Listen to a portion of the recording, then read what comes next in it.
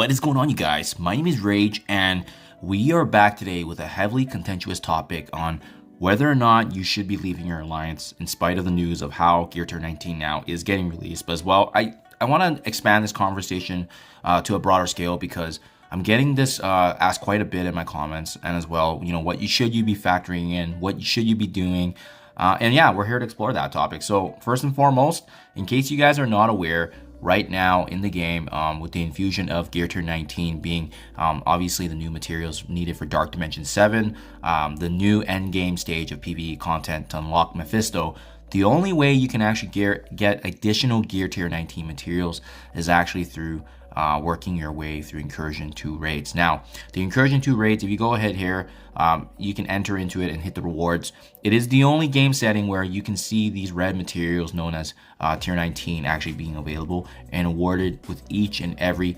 participation of the ranking. So if you can achieve 30% of this game mode, you instantly get these rewards following the conclusion, and obviously it ramps up from there, right? Being the top alliances in the game, they're also going to get factored into the season leaderboards, which accumulates and obviously gives everyone a head start on gearing towards the unlock of Mephisto himself. Having said that, we get this question asked every few years when a new raid comes into the game, because typically they do like to bottleneck a lot of these materials behind that specific game mode, and hence the question, should you be leaving your alliance for this game mode? And I do want to explore that today because I think it depends on a few factors, right, at the end of the day. And I can see why this is such a heavy topic, because some of you may have been with your alliance for X number of years already, and you guys have worked your way up slowly but surely. Or maybe some of you folks are more competitive in the game and you've accelerated beyond where your fellow competitors are, and feeling like you're kind of left in the dust a little bit because you're a top contender in your alliance, but at the same time you're just trying to help pick up the pieces and help the alliance with your obviously your production, but it's not good enough for your personal goals. And that's kind of what I want to talk about. Number one, need to identify what is going to be your personal goal in the game. What makes you happy in the game? Is it the success of, achieving the end game content? Is it being continually challenged? Is it looking forward to a new game mode in Dark Dimension 7 that's going to be releasing, obviously here in Mephisto for our pleasure and our usage in the competition of the end game? I want to deep dive that a little bit because at the end of the day, everyone's going to have kind of different goals, right? There's game modes that you're going to like. There's game modes that you're not going to like. And, so for some folks, they strictly just focus on the PvE content, like myself. I am a PvE specialist where a lot of my videos are driven from Dark Dimension. A lot of my videos are driven from the raid content. So for that reason, it does align with my goals right now with my alliance, is that I'm personally being challenged when I'm working on the PvE content. If you don't care about any of these Dark Dimension modes and you don't care about the, the best characters coming into the game and getting a chance to unlock them, then I don't think this personal goal is going to matter where you land, so as long as you're getting rewards at the end of the day. It's really what do you want to achieve and makes you happy in the game. I think understanding that is going to help decide if you want to accelerate and propel yourself to a different alliance or stay in the same one that you're in.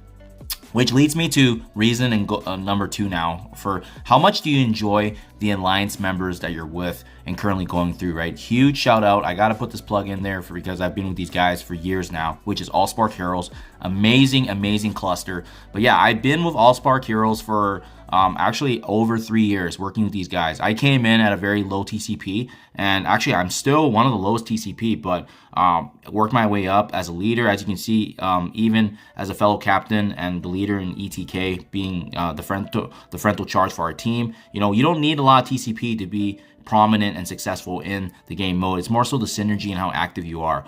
Understanding how active your alliance is very important, because it's going to ultimately determine how active your gameplay will be, right? Are you guys a war heavy alliance where, bare minimum you need to be making 12 attacks per war and so forth, right? As you can see, I still have to get some war battles in, but we're not too heavy on the war content. More so, we are very specialized in raid, or at least try, right? Even right now for a raid season, I'm fortunate enough to be, in the top 150 with these folks. And again, over 3 years of building this camaraderie with them, we have worked our way up from every Doom raid, every difficulty of the Incursion 1, working our way up, inching our way up and working through that. And that was very meaningful for us because we did it collectively, and generally everyone was performing at the very same level. So it just helped kind of, further usher that change and progression.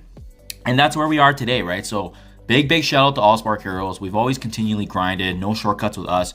And honestly, the big thing is that many of these folks that have been with our alliance, we've known each other for well over 3-4 years plus.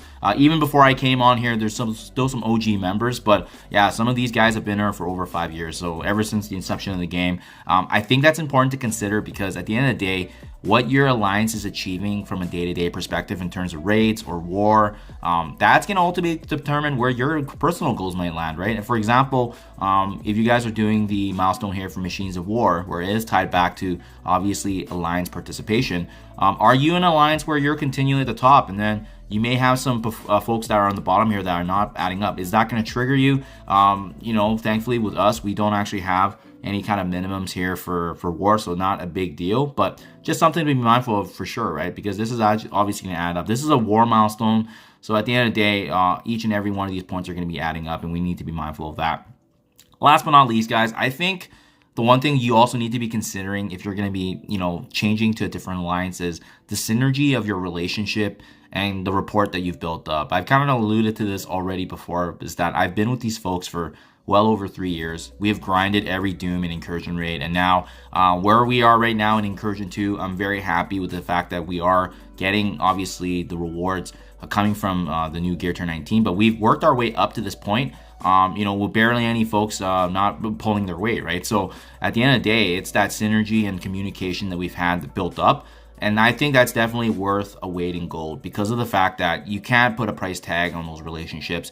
And that ultimately does help shape up what your personal and your alliance goals are. And obviously, if they don't align, then you have communication and so forth, right? But if you guys are watching this video and you're straight up not interested in alliance war or the raid settings, by all means, then this video may not be relevant for you guys. But yeah, alliance participation is tied back to war, tied back to raids. And as you can see, they are bottlenecking some of this new Gear Tier 19 behind, obviously progressing in the raids. And we're going to be getting some new difficulties actually getting added tomorrow. So that definitely excites me from a personal perspective, because I'll have an opportunity now to refine some of my raid teams to do even better, get them even more prepped up. I'll have some content out for you guys in terms of the higher difficulties.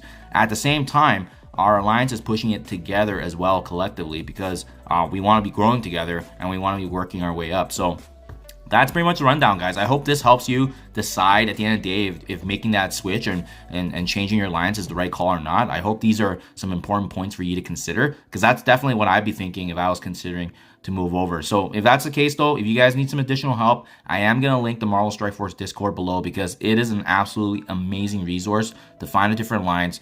In the Discord channel, you can identify what your TCP is, and then you can actually get these different you know, postings of folks needing people, or you can even self-promote where you are, especially if you have, like, you know, for example, Dark Dimension 5 or Dark Dimension 6 completed with Super Scroll. That's going to be a heavily sought after resource, and as that is pretty finite right now still in the game with those unlocks. So just hoping to help you guys out. Hopefully you make the right decision for yourself. Remember, it's about your personal, it's about your alliance goals, and at the end of the day, if you've built rapport up, that's obviously all going to matter at the end of the day. Hopefully this helps you guys out. Thank you for your guys' comments as well, and I'll catch you guys in the next one.